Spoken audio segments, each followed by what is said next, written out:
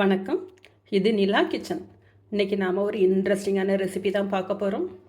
செய்கிறது ரொம்ப ஈஸி. ஒரு குயிக்காக பண்ணுற ஒரு ரெசிபி.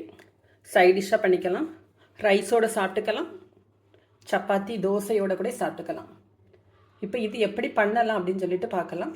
அதுக்கு முன்னாடி எல்லாருமே நம்ம சேனலை சப்ஸ்கிரைப் பண்ணிவிடுங்க, லைக் பண்ணுங்கள், ஷேர் பண்ணுங்கள், கமெண்ட் பண்ணுங்கள். வாங்க இப்போ வீடியோக்குள்ளே போகலாம்.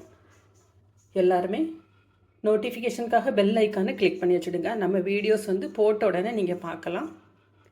ஸ்டார்ட் பண்ணுவோமா? இதுக்கு ஃபஸ்ட்டு ஒரு மசாலா ரெடி பண்ணிடலாம்.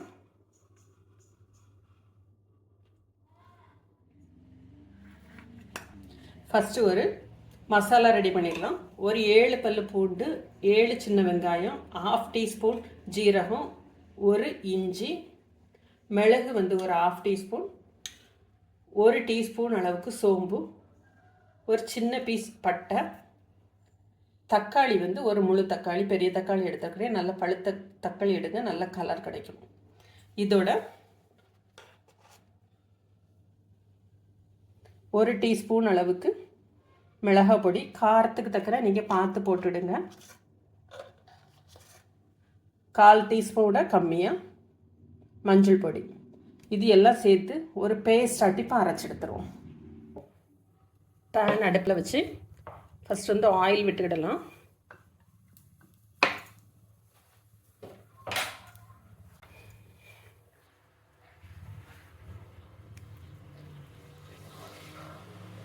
மசாலா நம்ம அரைச்சி எடுத்தாச்சு. இது அப்படி இருக்கட்டும். பேனில் ஆயில் விட்டு கருவேப்பிலை, சின்ன சின்னதாக கட் பண்ணி வச்சுருக்கிற வெங்காயம்,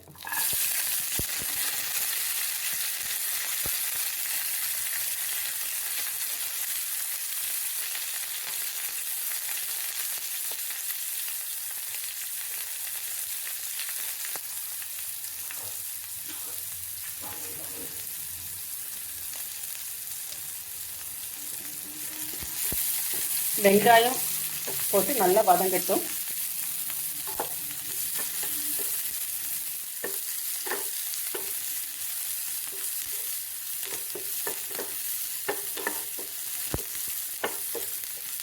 பாதி வெங்காயம் குக் ஆயிடுச்சு, டிரான்ஸ்பரண்டாக வந்துச்சு. இப்போ இதில் நம்ம அரைச்சி வச்சுருக்கிற மசாலா,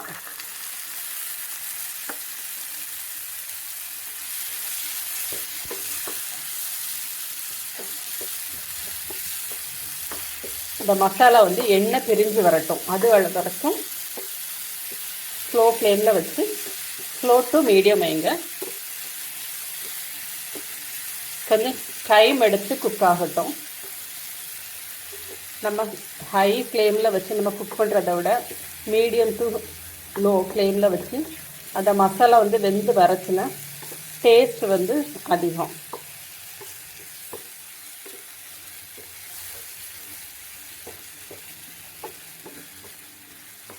கொதிக்க விடுறது மட்டும் நம்ம ஃப்ளேம் கூட்டி வைப்போம். மற்றபடி நம்ம டைம் எடுத்து குக் ஆகிறது எல்லாமே மீடியம் ஃப்ளேமில் வச்சாலே போதும். இந்த இஞ்சி பூண்டோட வாசம் மாறணும், மிளகாயோட வாசம், மிளகாய் பொடியோட வாசம் கலர் சேஞ்ச் ஆகணும், வாசம் மாறணும்.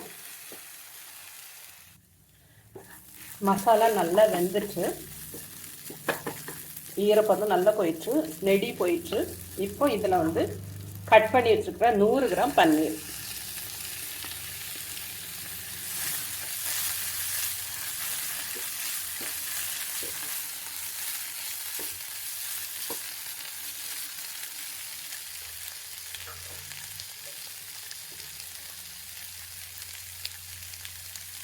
டேஸ்ட்டுக்கு இப்போ உப்பு சேர்த்துக்கிடலாம்.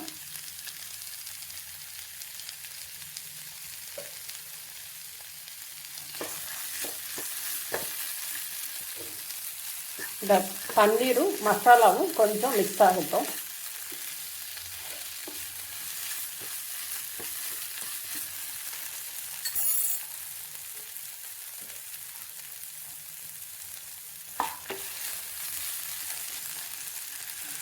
ஒரு டேபிள் ஸ்பூன் அளவுக்கு தண்ணி விடுங்க.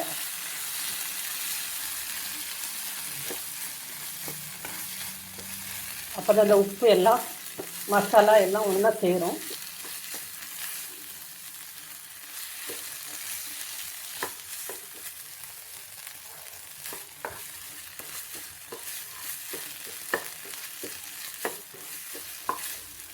இந்த டிஷ்ஷு வந்து நீங்கள் ரைஸோடு சாப்பிட்றதுக்கும் நல்லாயிருக்கும், சப்பாத்தி தோசையோடு நல்லாயிருக்கும். மேக்ஸிமம் எதுவுமே ட்ரை பண்ணியிருக்க மாட்டீங்க அப்படின்னு நினைக்கிறேன். ஒருக்க ட்ரை பண்ணி பாருங்கள், அடிக்கடி டக்குனி பண்ணிடலாம்.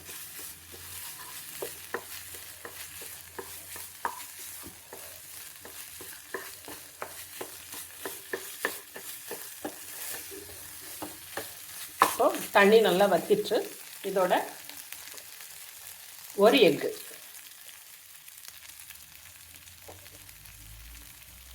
100 கிராம் பன்னீர் எடுத்தீங்கன்னா ஒரு எக்கு சேருங்க.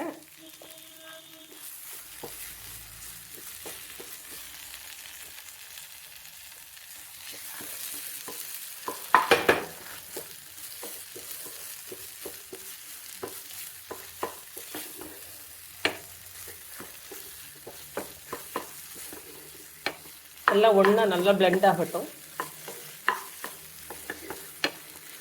ரொம்ப கரண்டியை போட்டு அப்படி குத்தி விட்றாதுங்க, பன்னீர் வந்து உடஞ்சி போயிடும்.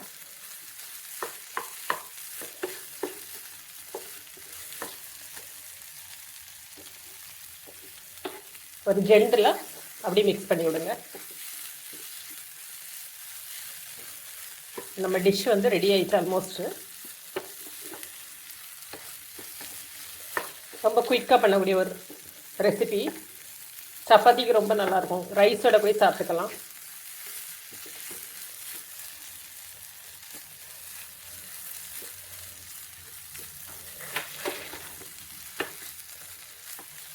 ஃபைனலாக கட் பண்ணி வச்சுருக்கிற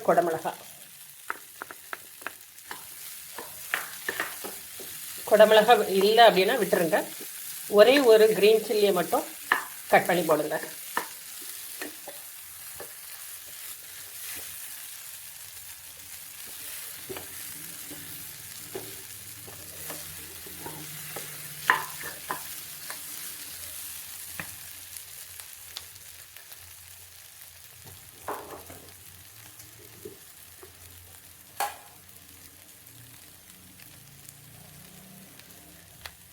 கடைசியாக 1 டீஸ்பூன் அளவுக்கு நெய் விட்டுருங்க.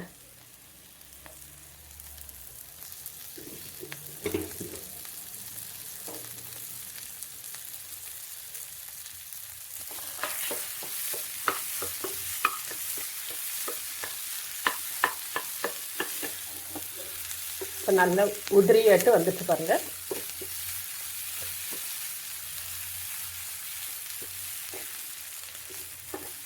இதை இப்போ சர்வ் பண்ணிடலாம்.